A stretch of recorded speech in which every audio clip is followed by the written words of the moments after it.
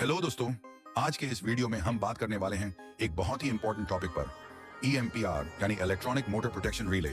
आप लोग अक्सर पूछते हो EMPR को 3 फेज मोटर के साथ कैसे कनेक्ट करें, क्या बिना CT के भी इसका कनेक्शन पॉसिबल है?